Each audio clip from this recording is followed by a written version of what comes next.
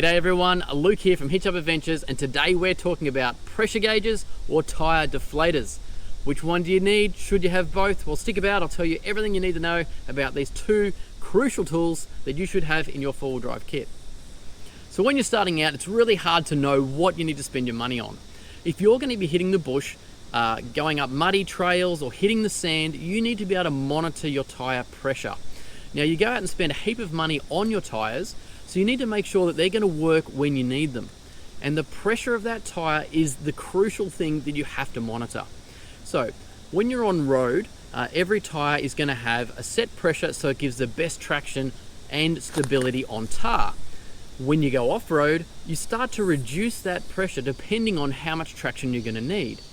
Now, for instance, if you're looking at, say, some muddy areas, you might start to hit around 20 psi. If you're in deep sand or really wanting lots more traction, you may go low as 10. If you have a bead lock rim, which actually locks the rim to the actual tyre, you can go a bit lower. But if you don't have a bead lock, don't go that low. You'll only end up peeling the tyre off your rim.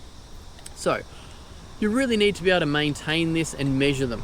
And how do you do that? Well, if you're going to rapidly remove air or decrease the pressure in your tyre, you're going to use a tyre deflator. So these things are very cool.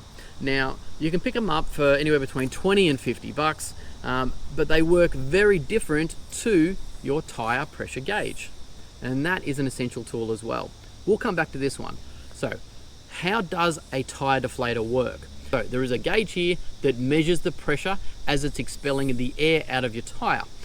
So this cool little device here is a bit different, and the first time you use them, they're a little bit tricky, so I'm just going to explain them for you. This is the pin which actually screws onto your thread after you've removed your little dust cover cap, and you screw that on. Then what you do is you use the inner pin, which is this bit here that's rotating, to actually undo the needle of the tube.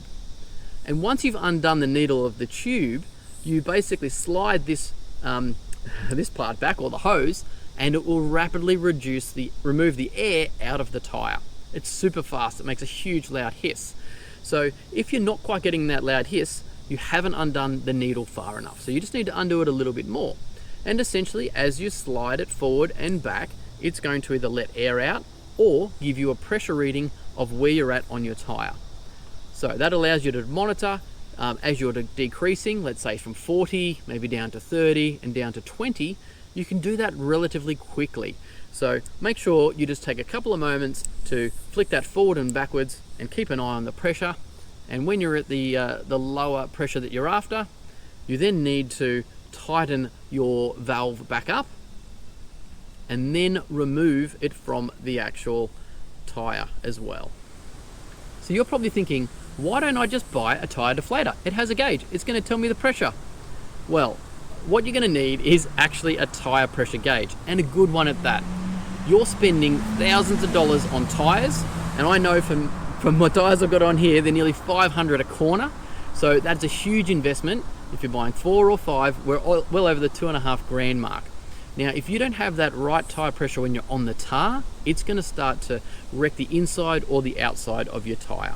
So if you're going to trust the pressure gauge at your servo, you're a bit crazy when you've got that kind of investment on your tyres. So a good tyre gauge allows you to, when you pull up in the bush like this, when you've finished your track and you're down to say 20 psi, hopefully you've got a compressor in the back of your truck that you can use to re-inflate your tyres. But getting a good gauge allows you to go back and monitor that and make sure you're running the right pressure for when you hit the blacktop. So it's highly recommended you get to understand your tyre.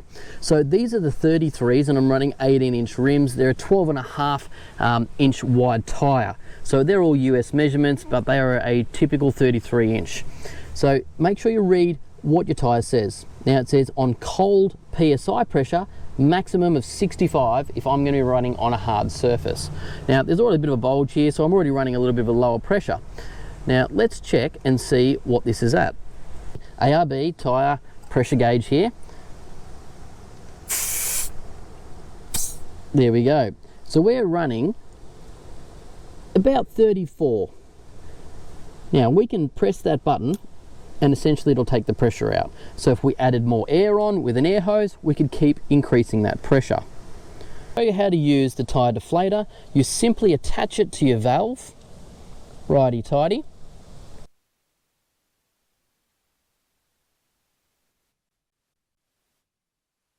Outside pin here to just turn it slightly, and you'll feel as you push in, it'll slot in.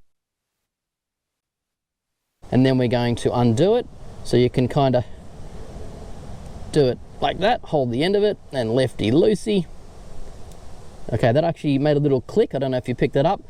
And now I know that that valve has been removed from the tyre. So if I slide this back, you can hear that huge amount of air that's escaping. We're pushing it back and it gives us a reading. And you can see just how quickly you can remove air from a tyre. Now, if you don't quite have that valve out all the way, I'll just screw that in a little bit, you'll start to hear that funny kind of noise, and it doesn't give you an accurate reading. So you just got to push your outer pin in again, undo it a little bit more, and then a little bit more. There we go. And you'll let all of your air out. So we're going to take a bit of a hill here. I'm going to let it down to 20.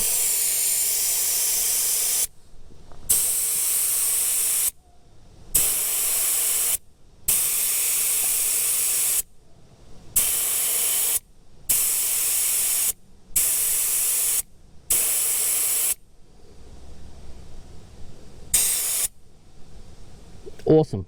20, happy with that. So I've got to now screw the needle back into the valve, nice and tight. Then I'm going to remove the deflator from the valve and pop the little cap back on. Always handy, you never want any crap getting in there. And it's as simple as that. So you can pick up both of these pretty much between that $50 to $100 mark each, or you could probably get some cheaper options for both of them for $100. But that's going to help you make sure that your tires are at the right pressure depending on what you're driving on. So I hope that helps you understand the difference between a tire pressure gauge and a tire deflator. Now, if you've got that mate who just seems to want to hit the hills as hard as he can and floor it and thinks his tires are awesome, well, maybe you can share this video with him and that will help him get the best out of his tires and not chew up the tracks. Thanks very much for watching. I'd love it if you could subscribe to our channel. It'll really help us. Like the video, and if you've got a question, leave a comment below. I'd happily answer those for you. Thanks very much for watching one of our latest tips or tricks, and we'll catch you next time on our next adventure. Cheers everyone, stay safe.